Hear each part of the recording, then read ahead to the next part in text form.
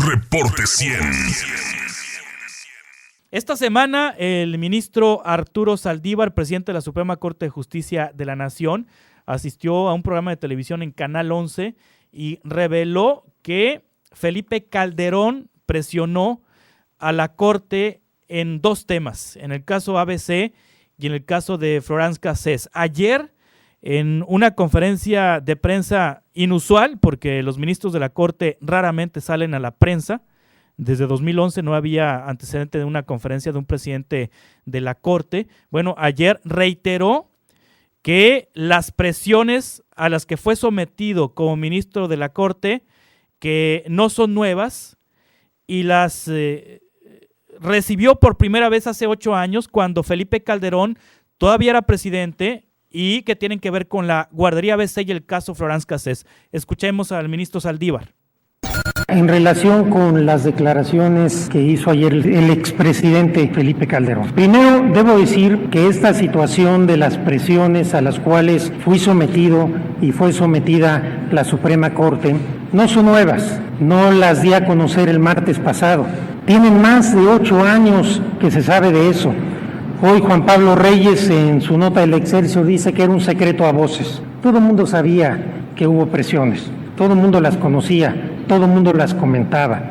Pero para mayor precisión, desde junio de 2011, Salvador García Soto, en El Universal, relata las presiones en el caso ABC.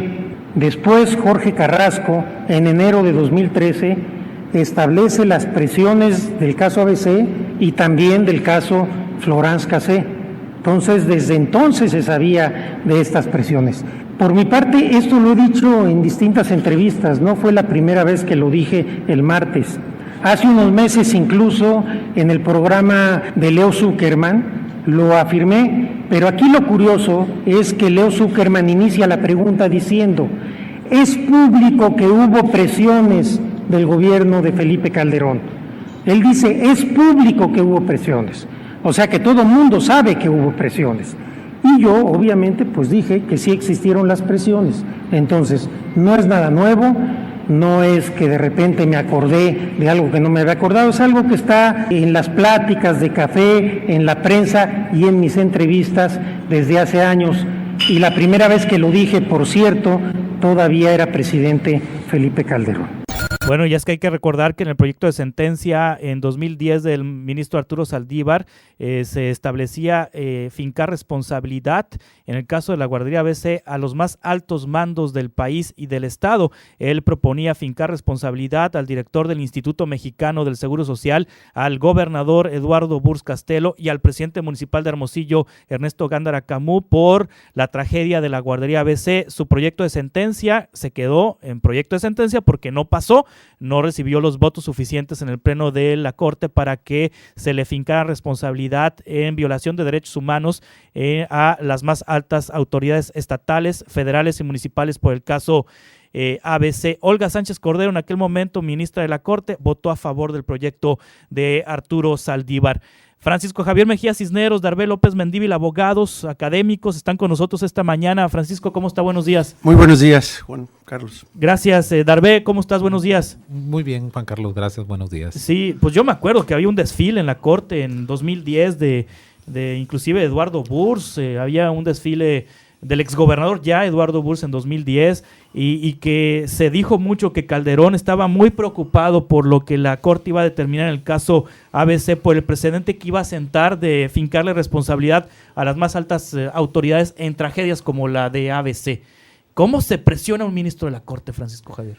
Bueno, mira, yo coincido con el magistrado presidente de que las presiones al Poder Judicial pues no son nuevas, ni vamos a decir son desconocidas. Yo creo que en el sistema que vivimos, los factores reales de poder y las autoridades en ejercicio de sus más altas responsabilidades siempre han buscado influir en quienes toman decisiones. Sí. ¿Y cómo influyen? Pues de muchas maneras. Influyen desde visitándolos en lo que son alegatos cercanos, directos, y bueno, pues haciendo valer pues muchos factores como son las amistades, para que te hable una persona que es cercana a ti, para que lo escuches, para que lo atiendas, para que veas que, bueno, pues que es una persona que merece el beneficio de la ley, ¿verdad? Sí, y ahora es diferente, Darbe López Mendívil. ¿A poco ahora ya pues llegó López Obrador y ya nadie presiona a los ministros de la Corte? Bueno, el presidente López Obrador ha sido muy puntual en esa materia, en decir que no va a tener injerencia y que va a respetar a los tres poderes.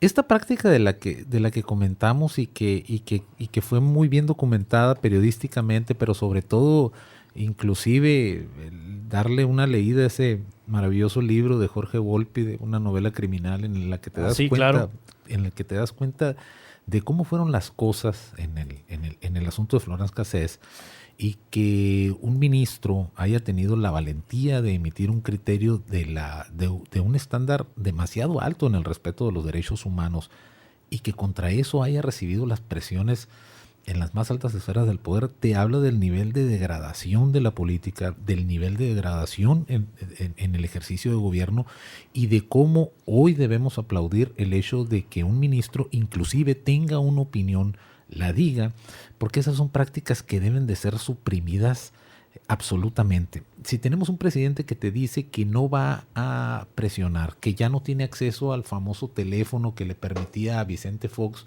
decirle a Mariano Azuela: ven a mi casa para platicar el asunto del desafuero, que podían acceder a otros con motivo de darles la famosa línea, pues, para resolver los asuntos.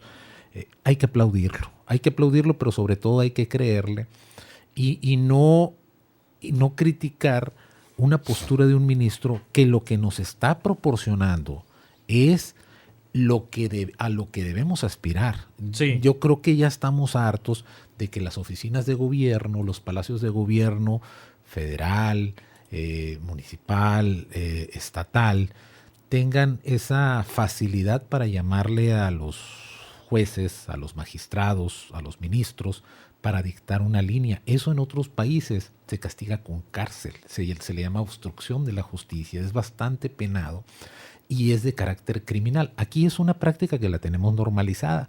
Lo mismo sucede, por ejemplo, y lo digo porque tú pues eres periodista, cuando los gobiernos les hablan a los periodistas, cuando los gobiernos les hablan a los dueños de las casas de periodismo, a los dueños de medios, y les dicen: hey, quiero que esta línea se maneje así. Eso también es criminal. Eso no debería de pasar. Eso deberíamos de hacer un esfuerzo como sociedad para suprimirlo. Yo por eso aplaudo lo que dijo el ministro, lo celebro muchísimo.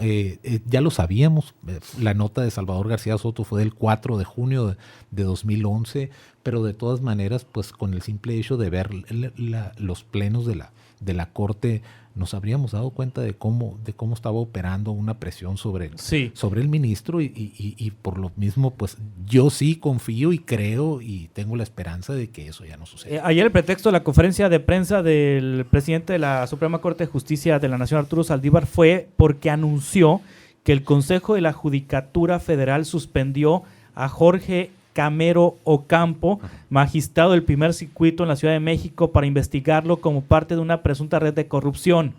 Pero Camero es uno de los 3 encargados de revisar las suspensiones contra el Aeropuerto Internacional de Santa Lucía. El Pleno aprobó la suspensión, pero Camero todavía participó ayer en una sesión del 10º Tribunal Colegiado en materia administrativa, en la que se votaron 3 recursos relacionados con la terminal aérea.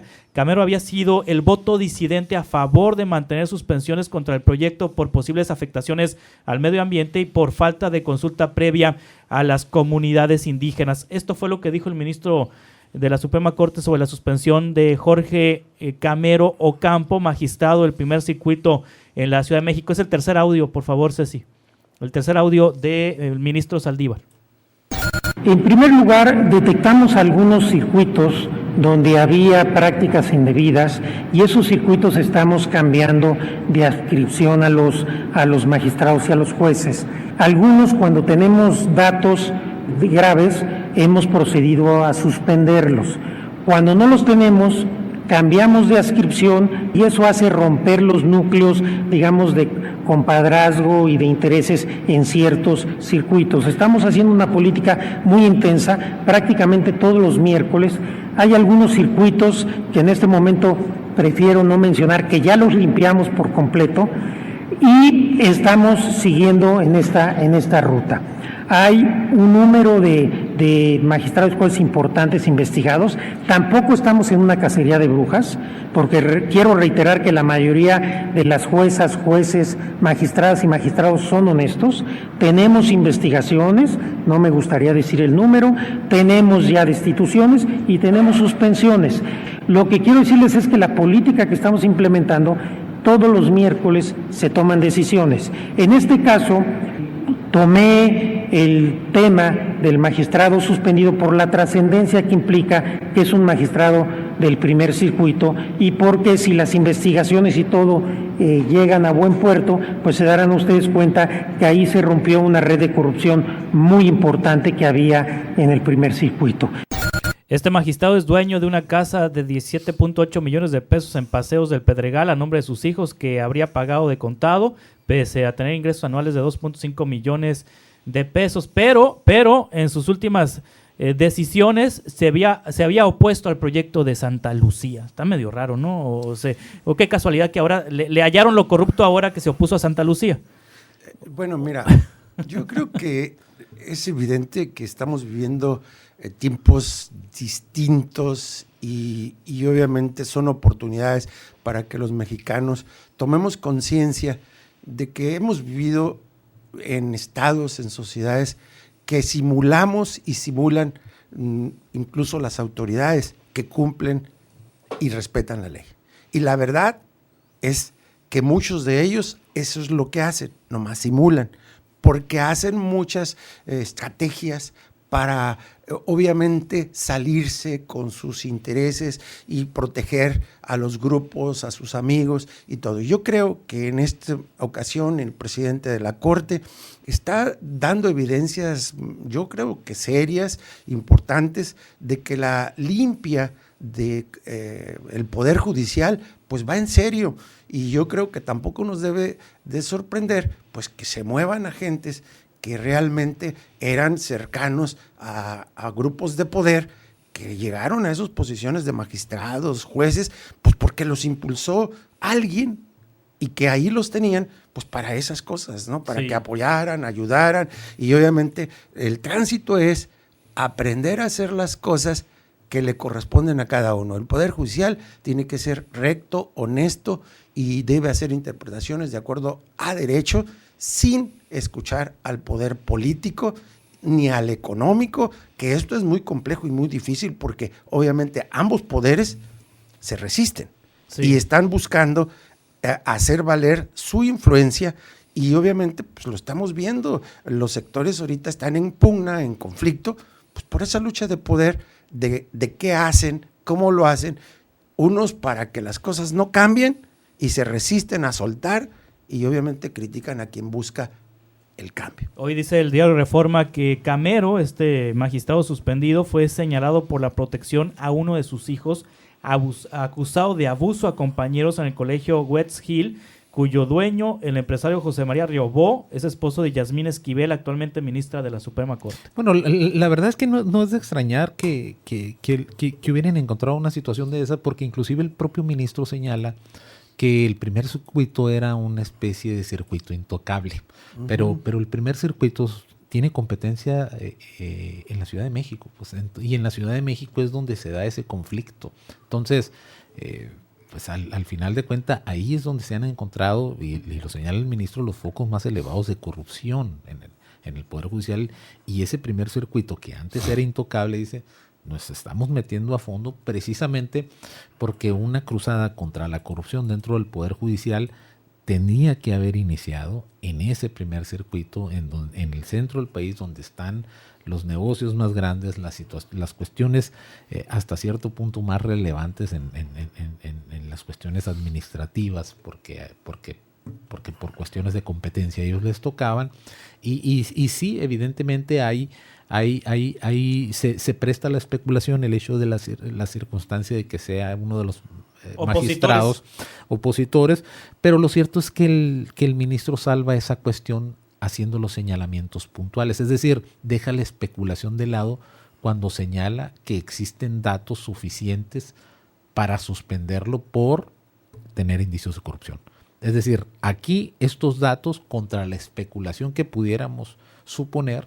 Claro, fue muy acertado tu comentario al decir, bueno, parece ser que la corrupción la encontraste ahorita que se opuso. Ahorita que se opuso, ¿no? Pero sería muy conveniente hacer los exámenes, los análisis sobre las discrepancias que hay, ¿no? Entre la forma de vida y los ingresos. El patrimonio sí. y los ingresos, ¿no? De los funcionarios públicos, no solamente de los magistrados. Aquí en el Estado podría ser muy bueno. Hay muchas también... Sí. Finísimas personas en ese sentido. Bueno, les agradezco mucho. El tiempo es corto en radio. Sí, gracias, Francisco Javier Mejía Cisneros y Darbe López Mendívil por hablar de este tema. Eres muy amable. Reporte 100.